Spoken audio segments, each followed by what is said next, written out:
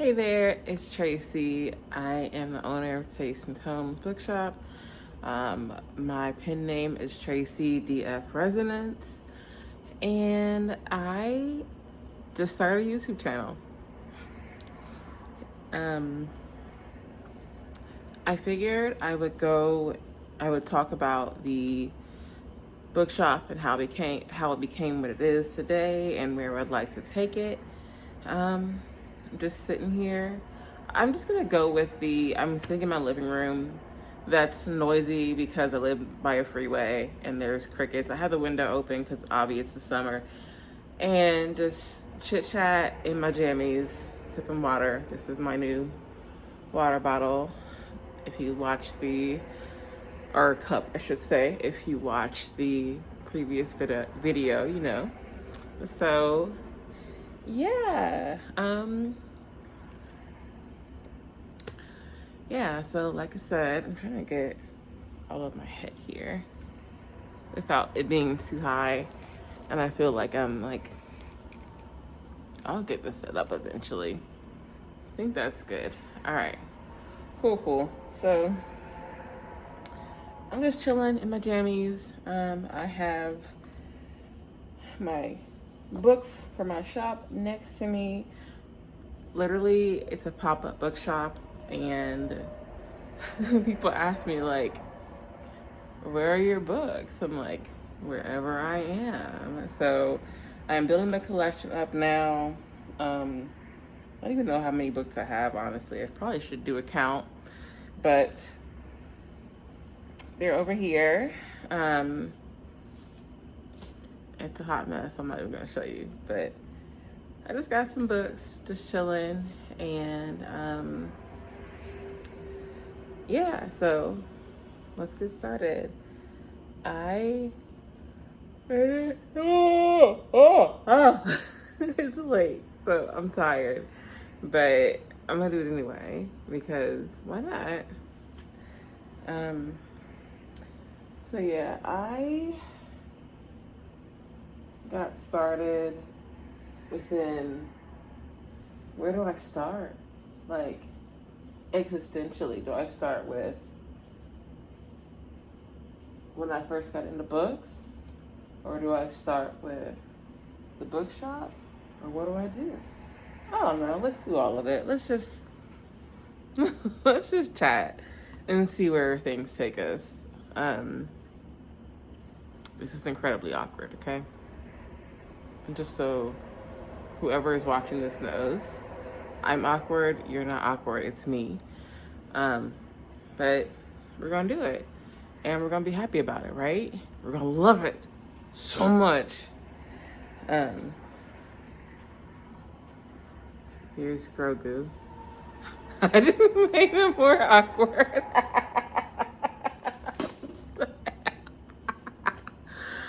Oh my god. Alright, anyway. Okay, cool. So let's go way back.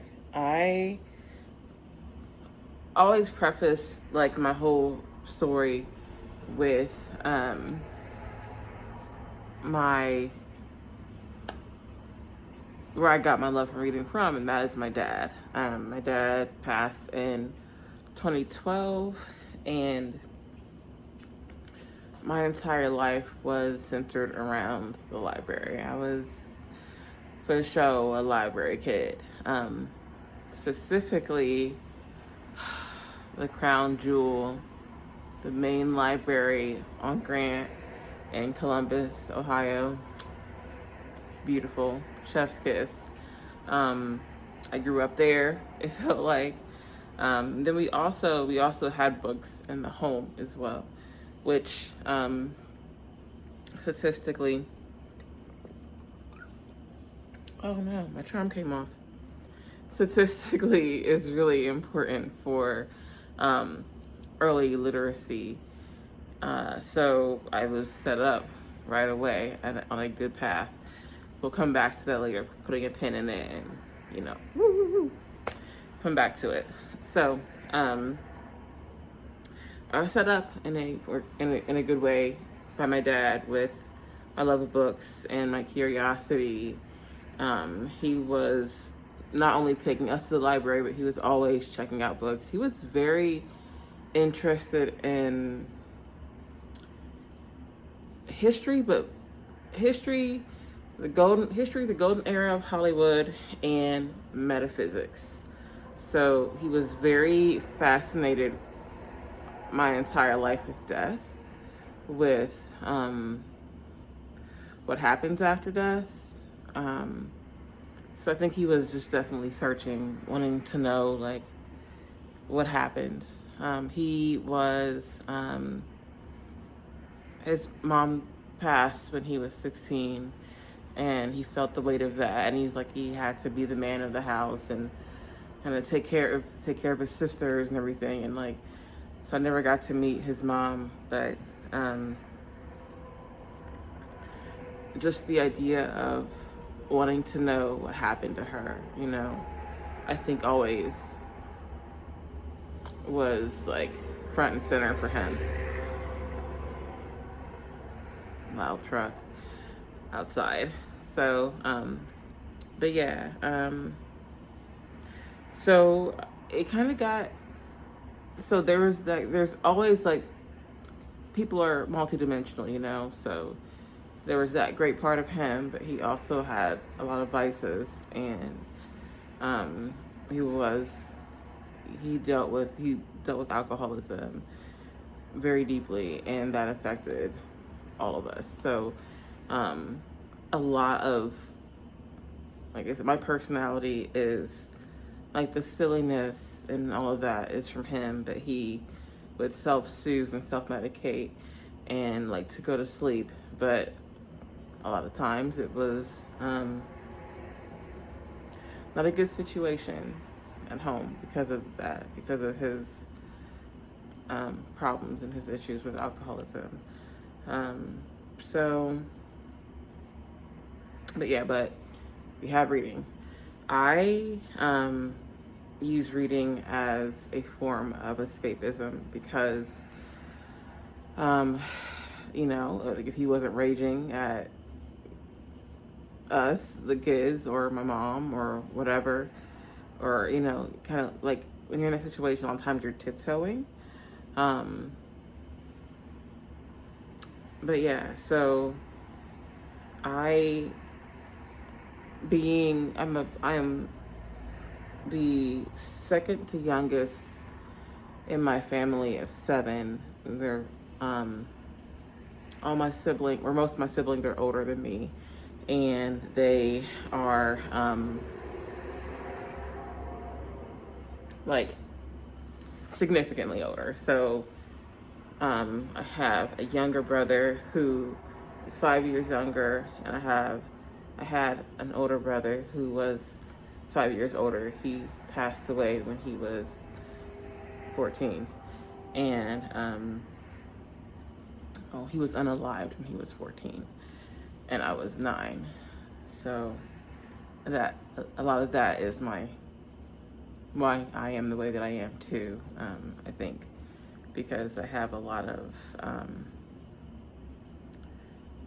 a lot of like empathy for folks and stuff like that, because I've been through a lot of traumatic experiences.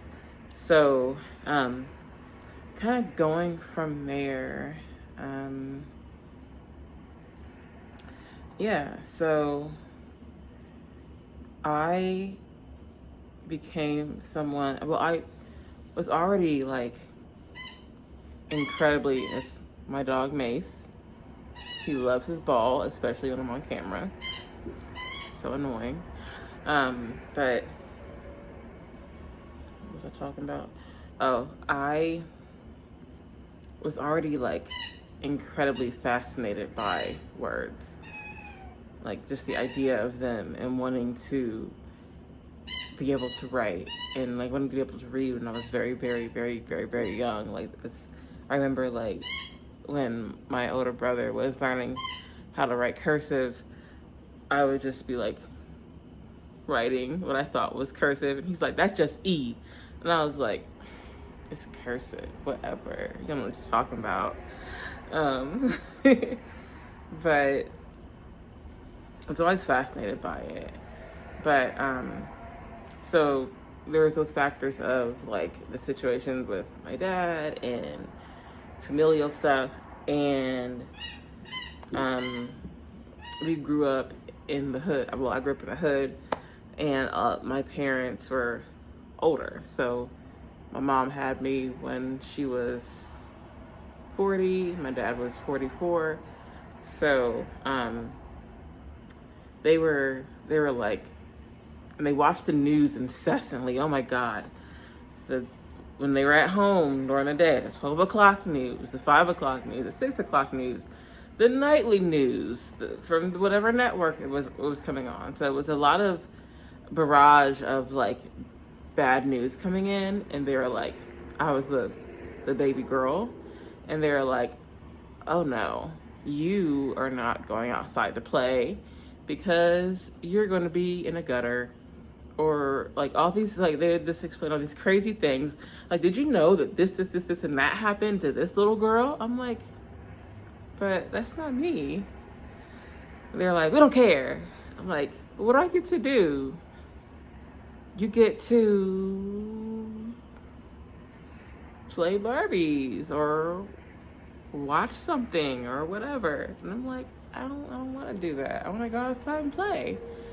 My older brother was able to like run around the neighborhood, do all this stuff, and I'm like, what about him? They're like, he's a boy, he's fine. I'm like, at like 5, sexism.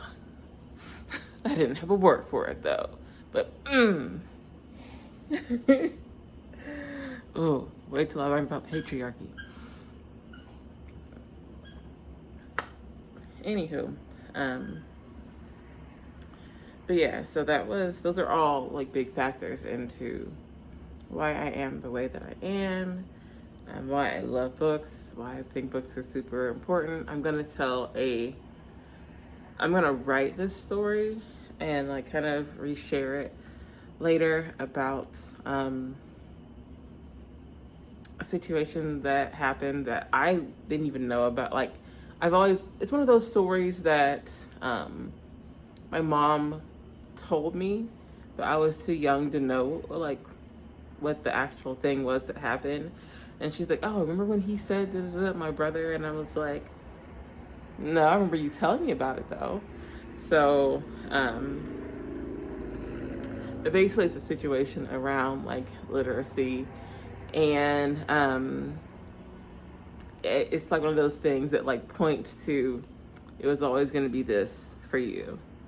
So yeah, my right ear is itching. Who's talking about me?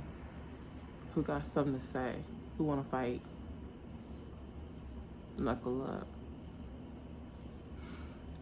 Anyway.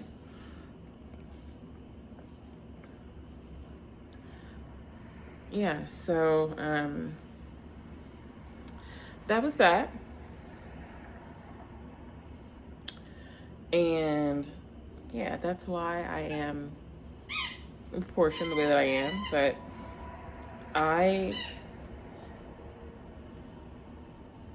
because of my trauma and the things that I went through, and growing up, I didn't have a way to self-soothe outside of writing. So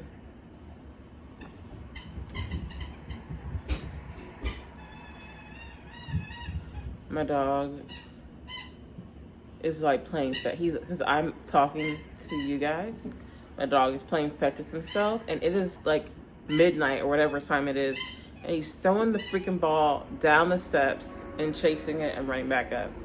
So he is annoying. But anywho, so give it to me. And I try to ask for it and he runs away. He don't want to give it to me, but he wants me to throw it. So I don't understand. He's weird. But back to me. So When I first started, like really getting into reading, it became my escape, and it became my just a way to like be somewhere that I wasn't. Like, I've always been curious about things and always been outspoken, and this was a way for me um,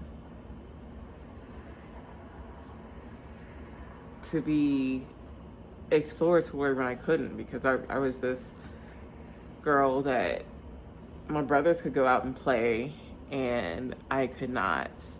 Um, so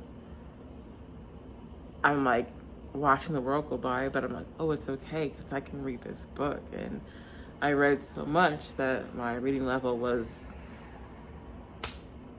above like my grade level. So I've always been very, very interested in just reading in general and words. Oh my God, etymology. Baby. Talk wordy to me. I love it. Um, but yeah, so reading was my escape and writing was the way that I processed. So I wrote to, so I basically was journaling. I didn't realize I was journaling at the time, but I had like notebooks and notebooks filled with just me writing and writing my emotions down, my feelings, and which turned into poetry. Actually, the first poem that I wrote was in kindergarten. I do not remember the poem. Well, I mean, I remember the poem. I remember like the name of it. I remember it was about a kite. So I just was so fascinated. Like, we learned about poetry in kindergarten by the um, the aspect of being able to take words and descriptions and like put them together to make this cohesive yet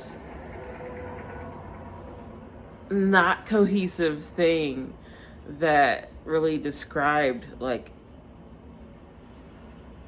things. I mean, you know what poetry is. I don't know. It's, yeah. So that was really important to me. And but yeah, so that was my early years. My brother was unalived on February 26, 1996.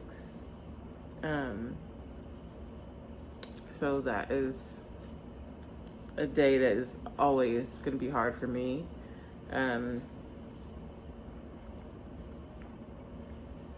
Like I said, he was 14.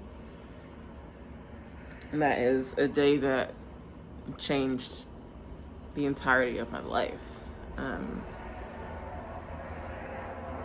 Especially you think that you're gonna have this person with you forever. He was my best friend. Like, we would like do everything together. I actually wrote a treatment for a picture book about the two of us, and it's really sweet. And the feedback I got for it was like it just wasn't complete, and I just shelved it. It was called When We Were Pirates, the story was, because we would always play pretend. I'm gonna explore it again and like at some point.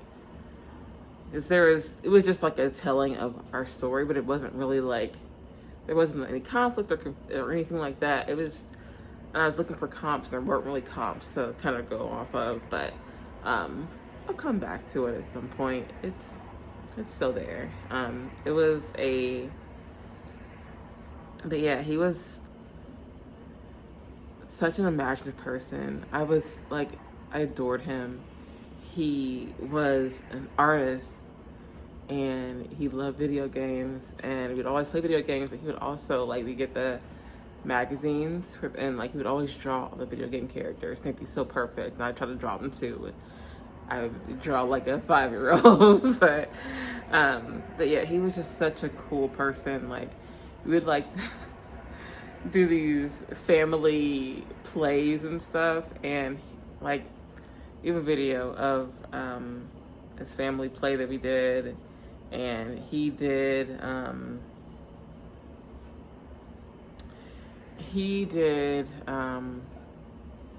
a map for us, like, oh, because we love the story of Robin Hood. He did a map for us, and it was like a Sherwood forest. But it was really, really cool. He made it out of like a brown paper bag, and it was just so cool. Yeah, this play was so funny. I don't even remember. I remember doing the play. I don't even remember like being coached on like what to say and stuff. You just did it. It was just so fun. But yeah, so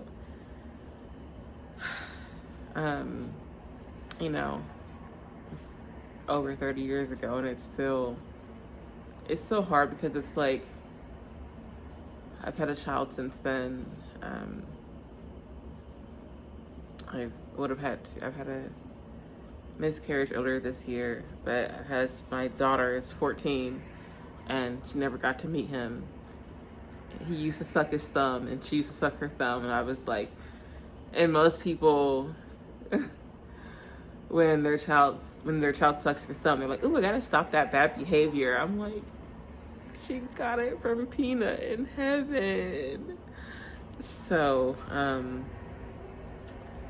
she finally doesn't suck her thumb anymore. She'd kill me if I said that. but yeah, it was just one of those things where his passing definitely changed who I am as a person and like the trajectory of my life. And I've gone through a lot of survivor's guilt, like, well, when I turned 14, I was like, I'm probably gonna kick the bucket too, or I probably should. Like, I'm not any better than him. Like, why is he gone and I am still here? And then, so yeah, so there was that. And then,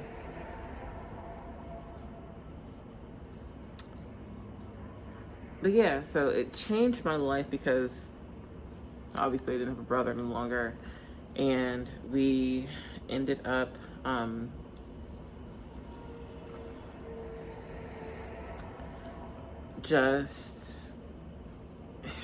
just dealing with life without him and trying to be my own person and dealing with grief and, going through the motions, and still, like over 30 years later, still dealing with that loss and wishing that I still had him. It's still a thing where no matter what his life trajectory would have been, it's just painful because I'm like, all the things he could have done, like his children and my children, and like going through situations with like guys and like, hey, what about like, because we were tight, we were best friends. We'd always like I put this stuff that we did like in my little book and stuff like that, like, and I still want to make it like, like on grief, but it was just basically about being pirates, about being like, about pretending and pretend play and being like explorers together, and you wrestle, you do XYZ. So I'm gonna come back to that treatment at some point because it's still really important. It still needs to be shared. But yeah, so And again, that is, I think with him, well, my dad was an artist too, so it's the artist angle. Like, I mean, I think, or they were like, they could draw. They're good visual artists in that way. I'm a artist where I am a writer, so that's my art form. It's my medium. But they were excellent visual artists. Like, dude, my dad would like do commission portraits for his coworkers, and like I said, my brother was only, I mean, from when he was like the age that I was when he passed, he was like 9, 10. He was a really good artist too. On up, like he just got better. He was an excellent artist, and but yeah, so there was that art piece that was really important within my coming of age and everything, because my dad was really into music and the arts. The arts were just it. They were so important in general, and we were never like guided like, oh, you have to do this or you have to do that. It was just like the arts are. It was just always the arts, which is interesting because a lot of households, like, I mean, I guess in a lot of Black households, it was like acceptable and stuff, but